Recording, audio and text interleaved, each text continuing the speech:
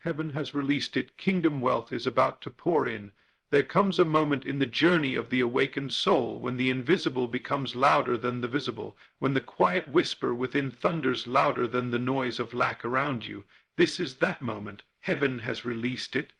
The dam has broken in the unseen, and what your spirit has long held in faith is now rushing toward you with divine speed.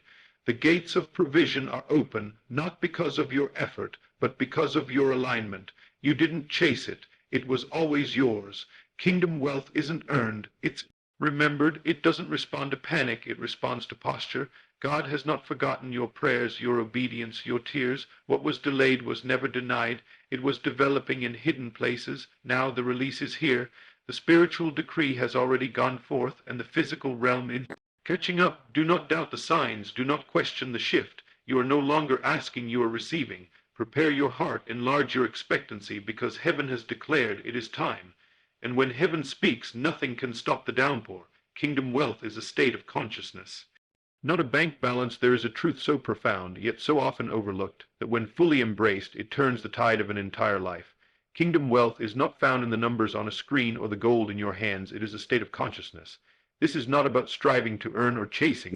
To possess, this is about being. The one who possesses kingdom wealth is not the one who accumulates, but the one who knows they already possess. You do not manifest by begging, pleading, or waiting for heaven to pour it out. You manifest by stepping into the consciousness of the one who already has. This is the divine key, for everything visible is a reflection of the invisible. Life is a mirror, and what you experience in your world is the echo of what you carry within. The poor man may win a fortune and lose it in months because his consciousness is still chained to poverty. The rich man in spirit can be stripped of all and still attract abundance because his internal reality cannot be shaken. The great deception is to believe that wealth is out there in banks, in stocks, in salaries, in men's hands. The truth is, wealth begins and ends within. Heaven's release is not something you chase in the outer world. It is something you unlock from the inner realm. When the soul remembers its divine inheritance, all creation bows to fulfill it. You are not meant to walk as a beggar in a kingdom you were born to reign in.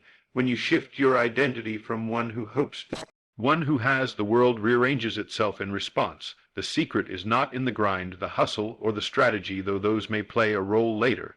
The true work is in being. You must enter the state where wealth is natural, expected, normal. You must dwell in the feeling that it is already yours, not tomorrow, not when you get a promotion, not when the loan is approved, but now. This is not a fantasy, it is a law. Whatever you accept as true within becomes your reality without. You do not attract what you want, you attract what you are. That is why the kingdom always says, seek first the kingdom and his righteousness, and all these things, yes, even wealth will be added to you, added, not chased, multiplied, not stolen, received, not labored for. You do not qualify by effort, but by alignment. The kingdom economy is not governed by the fluctuations of this world. While the world screams of inflation, collapse, recession, shortage, you walk in the peace of divine surplus. Because you are not connected to the economy of man, you are connected to the eternal supply of heaven. Heaven does not suffer lack, and if heaven is your source, then lack is a lie. You are meant to live from a consciousness that sees money not as a struggle, but as a servant. Money was never meant to rule over you, it was meant to respond to you. Your awareness of wealth is the magnet that pulls it to you. You are not here to compete, you are here to create. The Father owns the cattle on 1,000 hills, all of it is already yours. The moment you stop thinking like a victim of circumstance and begin thinking like an heir of the kingdom, everything begins to change. Your words shift, your energy elevates, your decisions align. You no longer act from desperation, you move with confidence. You no longer doubt whether it's coming, you know it's already released, and that knowing becomes the open gate through which heaven pours in the blessing. It is not arrogance to believe this, it is obedience. God never asked you to think small. He asked you to believe big, not because you are great, but because he is. You are not trying to become something, you are waking up to what you've always been, a child of the King, a vessel of divine flow, a conduit of heaven's resources. You are not supposed to live wondering how you will make ends meet. You are meant to live distributing heaven's abundance to those still awakening. But how can you pour if you do not first recognize you are full? That is why the shift must happen within. Do not wait for a number to appear before you feel wealthy. Feel wealthy, and the number will appear. This is the principle. This is the path, and yes, the mind may resist it at first. Years of conditioning may scream that this is not how the world works, but the kingdom does not operate by the rules of man. It moves by faith, and faith is vision unshaken by evidence. You do not need the world to approve it. You do not need the bank to verify it. You need only to believe fully now. The kingdom's flow begins in stillness, in vision, in inner conviction. And when you maintain that conviction, even when nothing around you looks like what you believe, that is the moment when the foundation is laid. It will not be long before the external reality bends to mirror what you've accepted within. The floodgates respond to faith, not fear. They open for the one who already walks in the posture of reception. The posture of thank you, not please. The vibration of I am, not I hope. You must see yourself already standing in the place you've prayed for, already operating in the abundance you once imagined. Feel the ease, feel the freedom, feel the security. Let it become your new default. Refuse to speak lack. Refuse to rehearse worry. Refuse to plant seeds of fear. The world is watching to see who will awaken to the truth that it was never outside of you. Kingdom wealth is not something you earn. It is something you embody. It is who you are in spirit, made visible by your belief. So today, do not ask for it, agree with it. Do not chase it, become it. Close your eyes to appearances and open your spirit. The truth, the vault of heaven is open, not someday now, and the only question is, will you align with it, or will you resist it by holding on to old beliefs? You are the doorway, you are the permission slip. You are the signal heaven is waiting on, and when you choose to enter the consciousness of wealth, the realm of the kingdom responds immediately. What once seemed impossible now comes naturally. What once felt far is suddenly here, and you will know with a quiet certainty that needs no proof. Heaven has released it, and I am ready to receive. Imagination is the vault of heaven. Unlock it boldly. Imagination is not fantasy, it is creation. It is the divine vault of heaven placed within you, a sacred chamber where every possibility already exists, waiting to be seen, believed, and drawn into form. The world has taught you to dismiss imagination as make-believe, but heaven whispers that it is the master key. All that you will ever hold in your hands must first be cradled in your mind. Nothing appears in the physical world without first being birthed in the inner world. What you dare to imagine with feeling and conviction becomes the blueprint for what life must mirror. That's the secret most ignore. It is not your labor, your logic, or your lineage that produces kingdom wealth. It is the images you hold in consciousness and the emotion you pour into them. What you consistently see with the inner eye becomes your silent command to the universe. The soul that unlocks the vault of imagination holds the true wealth of the kingdom, for within that vault lies infinite supply, divine ideas, supernatural strategies, global influence, and provision beyond calculation. God gave you imagination not as a toy, but as a tool, and if you do not use it to design your future, it will be hijacked by fear to replay your past. Most people are unconsciously using imagination against themselves, imagining lack, imagining struggle, imagining failure. And then they wonder why their lives reflect those things. But the awakened one understands the law. Whatever you accept and feel as true in imagination will harden into fact. You cannot fool the law. You do not get what you want, you get what you see and feel consistently in the secret place. You must learn to close your eyes to the seen and open your heart to the unseen, to withdraw attention from what is and fix it firmly upon what shall be. When you do this not once, but repeatedly, in faith and silence, the door begins to swing open. The vault responds to vision. It does not require effort, only alignment. If you can see yourself already living in the overflow, walking in divine abundance, blessing others, giving without anxiety, stewarding great wealth with joy and ease, and if you can feel that vision as real right now, then you are unlocking heaven's vault. The world may call it daydreaming, but in truth it is destiny building. Imagination fused with faith is the purest form of prayer. You are not waiting on God. God is waiting on your inner agreement. There is nothing he has withheld. The storehouses of heaven have already released the blueprint. The question is, are you visiting that place often enough for it to become real to you? You cannot imagine once and walk away. You must return to that inner chamber until the imagined life feels more real than your current circumstances. Only then will the outer begin to transform. That's why Jesus said, when you pray, believe that you have received it, and it will be yours. This is not poetic, it is precise. You must believe that you have received, not will receive, and belief happens through the imagination. You must step into the end of your desire and dwell there. To imagine vividly is to rehearse possession. To feel the joy of fulfillment before a single dollar appears is to open the vault. The vibration of "I already have it" causes the world to conspire in your favor. Doors open, people show up, ideas flow, opportunities arise, not because you forced it, but because you aligned with it. Your inner reality instructs your outer life. It is law. Imagination is not passive, it is prophetic. It is the divine canvas upon which heaven paints your next season. And if you do not allow heaven to guide your imagination, the enemy will use it to torment you with pictures of failure. That's why discipline of imagination is critical. You must guard what you dwell on. If you see yourself constantly in survival mode, struggling to pay bills, always behind, always hoping you are rehearsing scarcity, and life will obey your script. But if you see yourself walking through divine doors, stewarding supernatural resources, giving generously, building without limitation, and living as a testimony of God's goodness, then that vision becomes your reality. You become a magnet for miracles. You don't attract wealth because you chase it. You attract it because you embody the vibration of someone who already owns it. Imagination is spiritual strategy. It allows you to bypass your current situation and live in the frequency of what is already done in the spirit. That's why the world can't understand it, because the world worships evidence, but heaven rewards faith, and faith is seeing what cannot yet be seen and treating it as more real than what is. Every building you enter was once imagination. Every business, invention, movement, and miracle began first in someone's mind. The wealthiest individuals on earth are not the ones who work the hardest, they are the ones who imagined the clearest. They believed what no one else could see. They acted from vision, not reaction. And so you must do the same. Take time daily to go within. Close your eyes and see the life God has whispered to your spirit. Don't imagine from the outside looking in, imagine from within the scene.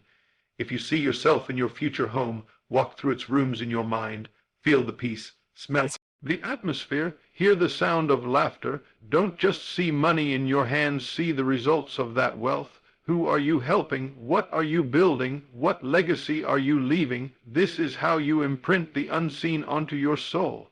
And once your subconscious accepts it, it begins to materialize. God's will is not for you to struggle endlessly, asking for crumbs. His will is for you to create boldly from the kingdom within. Imagination is your paintbrush. Faith is your signature. Vision is your permission. The vault of heaven is not locked. It is waiting for you to enter. Imagine boldly is to agree with heaven. To feel the end result now is to accelerate manifestation. The wealth is not coming. It is already here, waiting to be revealed through the gate of your imagination. Do not despise this power. Use it well. Discipline it fiercely, guard it from fear, water it with gratitude, and watch as life bends to your inner image. The moment you make your imagined vision more important than your current condition, the outer begins to shift, the vault opens, the flood begins. You are not just a vessel, you are a visionary, not just a receiver, but a creator. Heaven is not far off, it is within you, and imagination is the door, so unlock it boldly, walk through with authority, paint the picture with clarity, live in it with joy, and remember, the more vividly you imagine, the more quickly you receive. Kingdom wealth was never about waiting, it was always about seeing. Faith is not hoping, it is knowing with inner certainty. Faith is not wishful thinking. It is not a desperate plea whispered into the void, hoping someone hears. It is not fingers crossed in the dark or blind optimism clinging to a fragile hope. No, faith is knowing. It is the immovable inner certainty that what is unseen is more real than what is seen, that what has been declared in spirit has already been settled in truth. This is the kind of faith that unlocks kingdom wealth, the kind that calls things which are not as though they are, and never wavers, even when nothing seems to support it. Faith does not hope that God will provide, it knows He already has. It is the quiet, calm, resolute conviction that the vaults of heaven have been opened, and abundance is now unfolding, whether your physical eyes see it yet or not. Real faith is not shaken by delay. deterred by doubt or disqualified by appearance. It is rooted in revelation, not information. Faith begins where sight ends. It is blind to limitation but fully awake to divine possibility. You cannot walk in the overflow of kingdom wealth with a mindset that constantly guesses, worries, or hesitates. Faith has no room for the language of maybe. It speaks only in yes and amen. It does not analyze what is missing, it magnifies what is promised, and what God has promised cannot be undone. When you truly walk in faith, you stop negotiating with fear. You stop waiting for external confirmation before you rejoice. You stop asking how, and begin declaring now. Faith does not need a sign to believe. It becomes the sign others see. It is the blueprint heaven honors. It is the soil where miracles grow. Faith is not emotional hype. It is spiritual stability. The one who walks in faith may face storms, setbacks, and silence, but still they do not flinch, because they know what the natural cannot perceive, that God's word is already fulfilled in spirit. They walk, speak, move, give, build, and live from the end. They behave as if it is already done, because to them it is. When you walk in this level of faith, you do not pray from a place of lack, but from fullness. You do not strive to receive, you give thanks because it's already yours. You don't wait to feel secure, you radiate security. That is the vibration that attracts wealth. That is the energy that heaven responds to. Faith is not about desperately convincing yourself, it is about stepping into divine certainty. You cannot waver and manifest at the same time. You cannot declare abundance with your mouth and expect poverty with your heart. Heaven does not reward empty words, it responds to inner agreement. Faith aligns you with the vibration of the fulfilled promise, and when your spirit is aligned, everything in the material must eventually reflect it.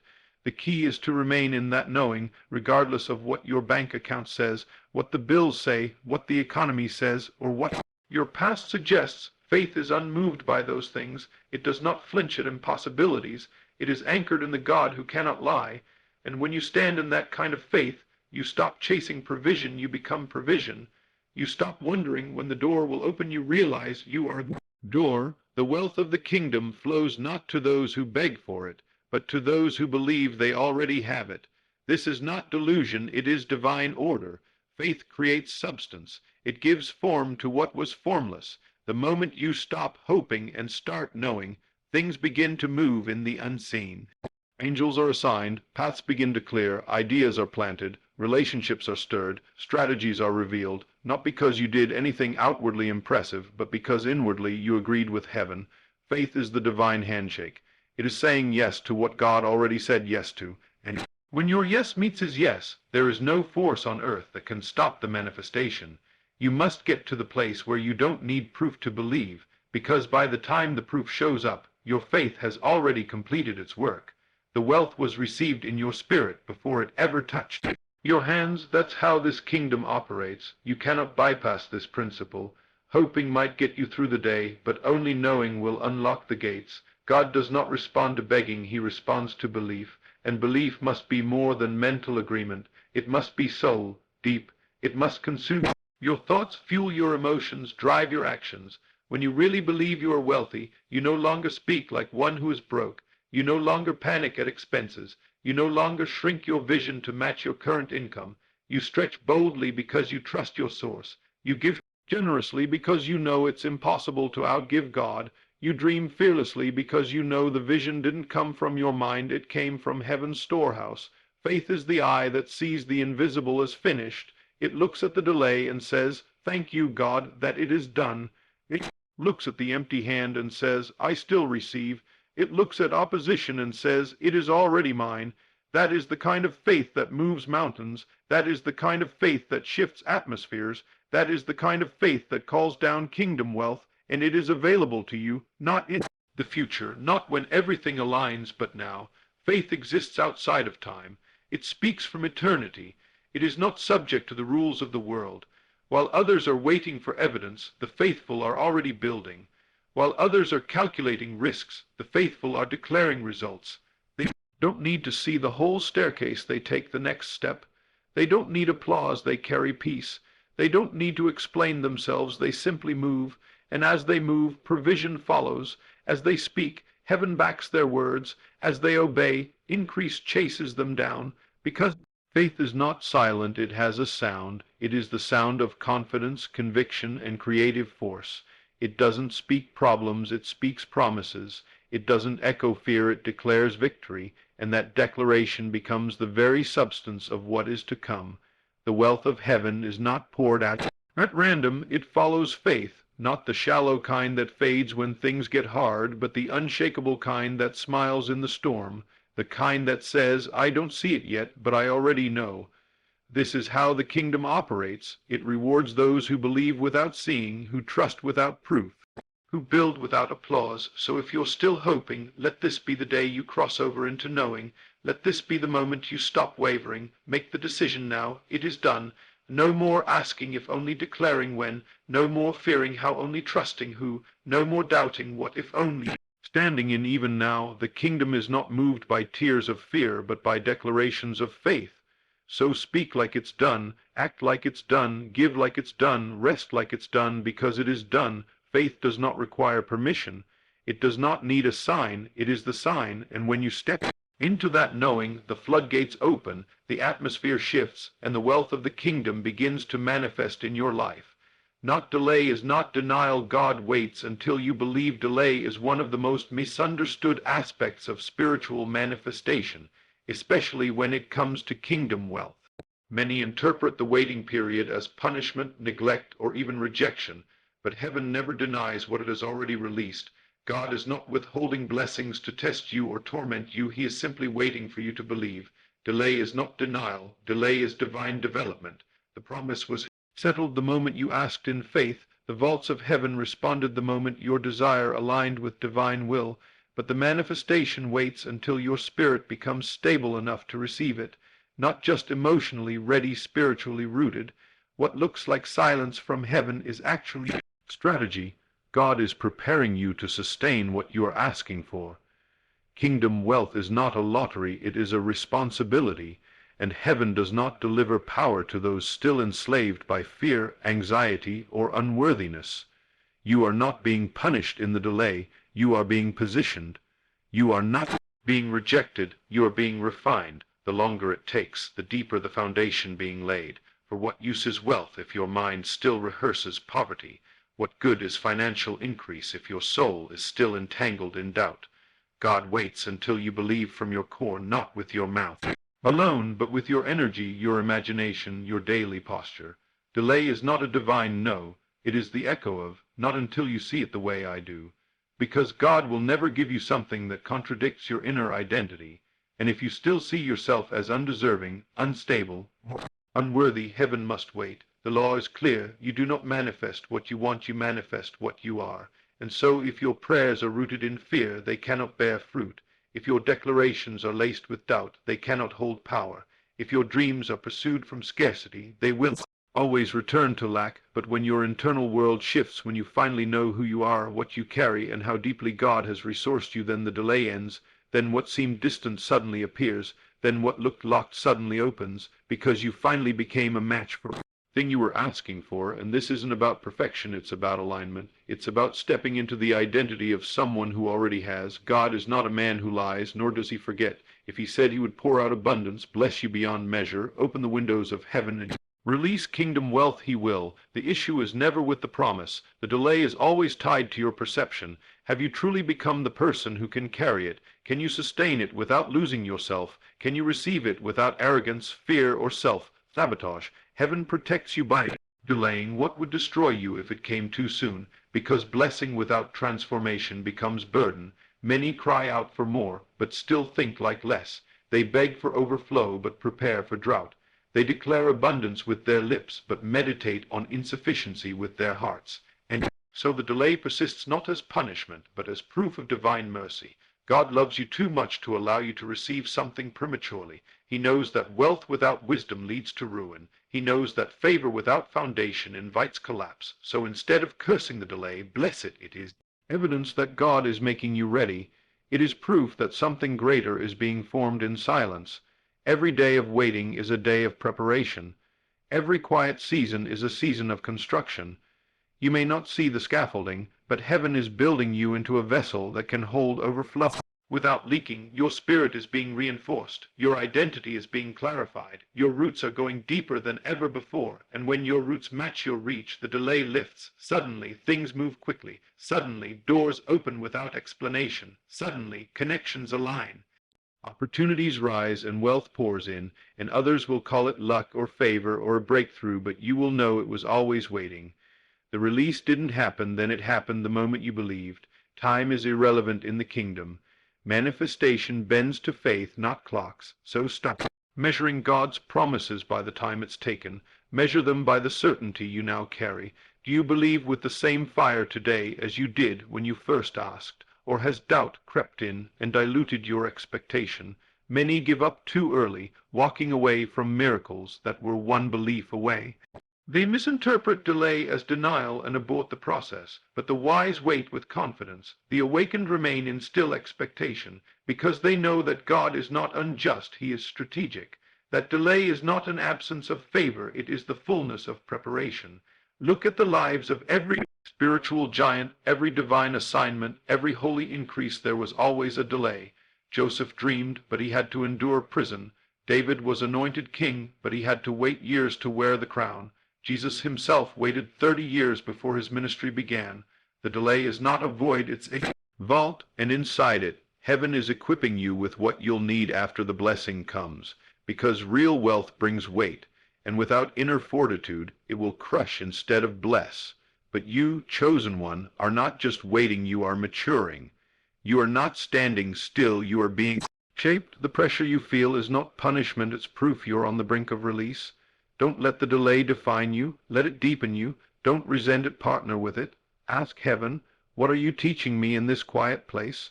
What false beliefs are being stripped away? What hidden strength is being revealed? Because every second of the delay is working for you, not against you. When you finally believe, not with hope, but with knowing the delay ends, because God doesn't need more time, he needs your full agreement. The wealth has already been assigned, the provision already packed, the doors already scheduled to swing open. They are not waiting on a better day or a lucky break, they are waiting on you. You are the key. The manifestation begins when the inner climate matches the promise, when your thoughts, your words, your expectations, and your actions all scream, I believe. Heaven releases without resistance, so don't give up in the middle, don't shrink in the silence, don't second. Guess what God has already confirmed? The delay is not your enemy, it is your midwife. It is helping you birth something eternal, and when it is finished, it will not be delayed a moment longer. You will receive not a partial trickle, but a flood of kingdom wealth, and you will look back at this season and say, thank you, God, for the delay, because now I know who I am, and I am ready to carry what you've always had for me. Someday now, the floodgates are spiritual first, financial second. Before the flood of kingdom wealth touches your hands, it must first overflow in your spirit. The greatest secret of divine prosperity is this: the spiritual flood always precedes the financial one. Wealth in the kingdom is never primarily about money, it is about alignment. It is about the soul expanding to match the magnitude of the blessing. It is about the internal frequency shifting into harmony with heaven's sound. Too many people are looking at numbers, statistics, and accounts, trying to calculate their break through, but the vault doesn't respond to math. It responds to faith. It doesn't open when you hustle harder, it opens when you believe deeper. Until you understand that abundance flows from the inside out, you will keep striving and spinning, exhausting yourself in the natural while ignoring the spiritual. But when you awaken to the truth that the floodgates are opened by consciousness first, you stop chasing provision and start embodying it. You realize that what you need is not out there, it's already within. Everything begins in spirit. Every door, every opportunity, every favor, every dollar, every resource, every divine connection. It is spiritual before it is physical. You don't get it by begging for it in the external world. You get it by becoming it in the unseen realm. Your thoughts, your emotions, your vision, and your expectation are the gates, and when those gates are flooded with the vibration of certainty, gratitude, and divine identity, the physical world has no choice but to follow. The mistake most make is seeking wealth with a desperate frequency. They think, once I have money, I'll feel free. Once I get paid, I'll be generous. Once I see the increase, I'll believe in the blessing. But that is completely backwards. You must first feel free, and then money will come. You must first live generously, and then wealth will find you. You must first believe in the blessing, and then increase will show up.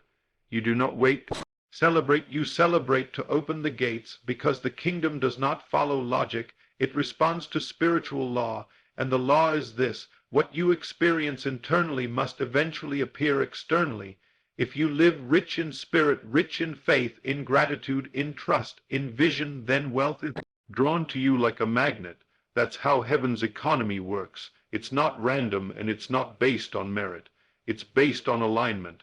There are people who labor night and day and still walk in scarcity, not because they aren't talented, but because their spirit is clogged with fear, comparison, and limitation. Then there are others who move with ease, speak with peace, and somehow everything flows toward them because their spirit is open. They've done the inner work. They've removed the blockages. They've lifted the dam, and the river is flowing. You must understand that money is not your true need. Alignment is. Provision is not your break. Through perspective is. When your perspective shifts, when you realize that you're not earning wealth but receiving it, you start to behave differently. You start to talk like someone who's already blessed. You start to make decisions from a place of trust, not pressure. You stop obsessing over outcomes and begin focusing on presence. You live as though the promise is already fulfilled, and that posture opens the floodgates in the spirit, because the spirit realm is the root of everything. If your root is dry, your fruit will be scarce. But if your root is saturated, if your spirit is full of vision, joy, boldness, expectancy, then fruit must appear. It may not come overnight, but it will come. The delay between the spiritual flood and the financial one is not denial, it's simply the time it takes for the physical to catch up. Never mistake that pause for silence. When heaven releases it, it is done. You must continue walking as if it's already yours. You don't wait to tithe or give until you can afford it. You give now, because you're living from your spiritual overflow, not your material shortage. You don't wait for the job to feel secure. You walk like someone who already has everything they need. You don't wait for the bank's approval to act. Blessed, you move like royalty now. Because wealth is not about what's in your account, it's about what's in your spirit. It is an atmosphere, a frequency, a knowing. When you step into that realm, you begin to live prophetically. You make decisions not based on lack, but on vision. You speak not based on fear, but on truth. You give not from pressure, but from overflow, and that flow creates ripples in the spirit that manifest in the natural. Soon, the flood touches everything: your finances, your relationships, your opportunities, your legacy. But it started in your belief. It began in your inner posture. You became the flood before you ever saw the rain. That's the divine process. The world is waiting to see it before they believe it. But you are a different order. You believe it so strongly that it must be seen. You carry the evidence before it arrives. You are the sign, the wonder, the forerunner, and heaven trusts you with wealth not because of how hard you work, but because of how deeply you believe. The floodgates open to the one who can steward the flood, not just in budget sheets, but in spirit. Can you handle being blessed and still stay humble? Can you walk in overflow and still serve with purity? Can you carry wealth and not let it carry you? These are the questions heaven answers in the secret place, in the days when money hasn't shown up, but your faith is still full, in the moments when the harvest hasn't arrived, but you still sow like it has, in the quiet hours when you worship like you already received it. That's when the gates open wider. That's when the tide turns, because heaven recognizes that you're not waiting for the blessing, you are the blessing. And when you realize that, wealth becomes attracted to you like gravity. Not just money, but divine ideas, partnerships, promotions, surprises, solutions, favor, resources, support, strategy, acceleration. Kingdom wealth is not just about having a lot, it's about carrying a lot. It's about being a divine distributor, a vessel heaven can trust, a channel through which overflow can move to others. But before it can move through you, it must first live in you. So fill your spirit with abundance. Meditate not on what's missing, but on what's already yours. Speak not from panic, but from purpose. Walk not as a seeker, but as a receiver, and know that the floodgates have already opened in the unseen. Your only task now is to remain in that frequency, to keep the gates lifted, to hold the belief long enough for the breakthrough to arrive. You are not striving to make it happen, you are aligning to allow it. Heaven has already said yes. The vault is open, the downpour is certain, but the flood must begin in spirit, because only then can it truly last in the natural. So be still, be bold, be sure, the floodgates are spiritual. First, in the financial is already following.